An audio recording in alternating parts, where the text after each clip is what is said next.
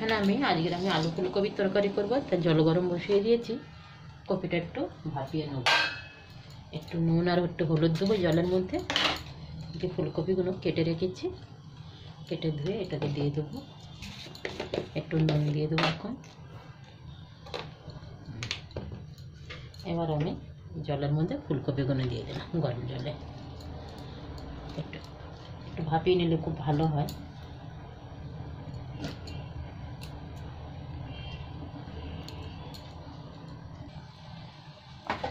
আমার ফুলকপিগুলো ভাপানো হয়ে গেছে। এখানে আমি 5 মিনিট রেখেছিলাম এই ফুটনো জলে। এবার আমি তুলে নিচ্ছি সব ছেঁকে ছেঁকে। এই জলটার মধ্যে আমি আলুগুলো একটু ভাপিয়ে নেব। এটা একটু ঠান্ডা হতে দিচ্ছি দেখে।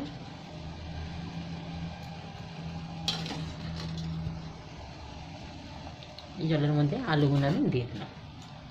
আলুগুলো এই লম্বা লম্বা করে কেটে নিয়েছি, এরকম সাইজের, একটু মোটা মোটা, বেশি পাতলা না, তাহলে ভেঙে যাবে সেদ্ধ হলে। তো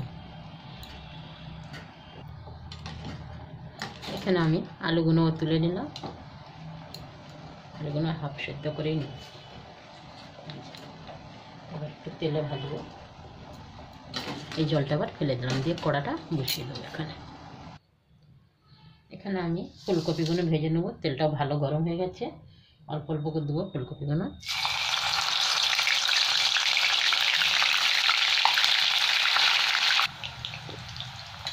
ফুলকপিগুলো ভাজা হয়ে গেছে। এবার এরকম করে সব উঠিয়ে নেবো আমি, লাল লাল করে ভেজে। অল্প অল্প করে দিই, একসাথে দিলে সব ভেঙে যাবে।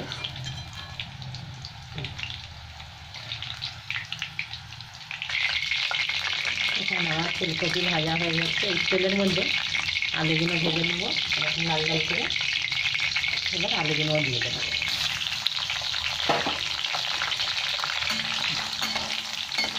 একটু ভেজে নেবো। আলুগুলো আমার ভাজা হয়ে গেছে। এবার আমি উঠিয়ে নিচ্ছি। একটু তেল কম করে দেবো, দিয়ে মশলাটা করে নেবো। এখানে পেঁয়াজ দুটো রেখেছি চপারে কেটে, তেলটা কম করে নিয়েছি। এবার আমি এর মধ্যে দুটো তেজপাতা দিয়ে দিলাম, দুটো তিনটে, আর এখানে 2-3 টুকরো দালচিনি, এখানে 4-5টা আমি লবঙ্গ দিয়ে দিলাম, আর একটু গোটা জিরে দিয়ে দিলাম।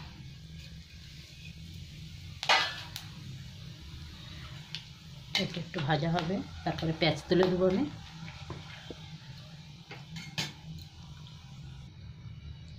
এখানে চপারে দুটো বড় সাইজের পেঁয়াজ চপটা রেখে দিচ্ছি, আমি এটা দিয়ে দিলাম।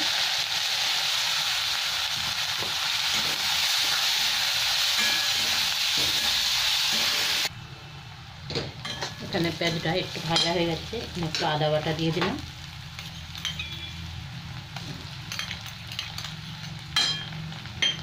একটুখানি মটর আমি দিয়ে দেবো। মটরটাও ভাজা হয়ে যাবে সাথে আদা রসুন পেঁয়াজের সাথে। এখানে আমি 4-5টা কাঁচা লঙ্কা কুচি দিয়ে দিলাম, এটাও ভাজা হবে।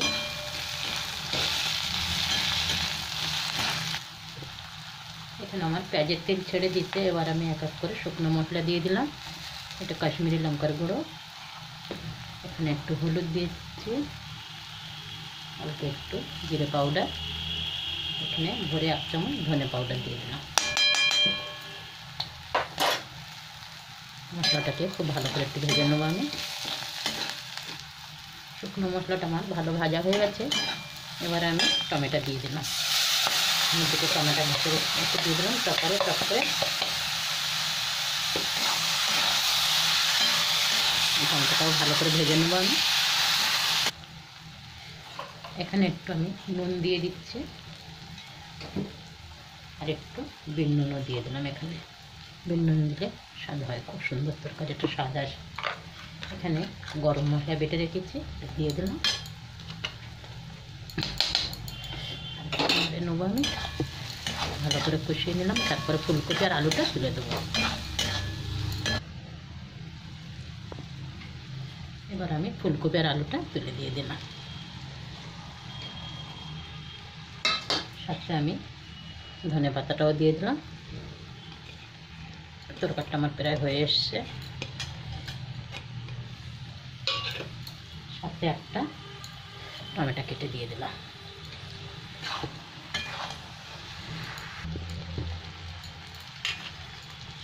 এখানে কটা কাঁচা লঙ্কা দিয়ে দিলাম ওপর থেকে। আবার আমার তরকারিটা হয়ে গেছে, গ্যাসটা আবার বন্ধ করে দেবো।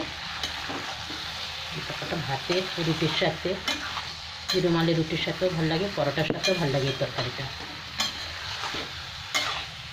খুব সুন্দর একদম তেল ছেড়ে দিয়েছে, কিন্তু আজকের তরকারিটা আমি একটুও জল দিইনি, এই ভাজার ওপরেই আমার হয়েছে আজকের তরকারিটা, আর সব সেদ্ধ হয়ে গেছে একদম। তরকারিটা আমার হয়ে গেছে, গ্যাসটা বন্ধ করলাম। আপনাদের যদি এই ভিডিওটা ভালো লাগে তাহলে অবশ্যই লাইক, সাবস্ক্রাইব, কমেন্ট, শেয়ার অবশ্যই করবেন। ধন্যবাদ।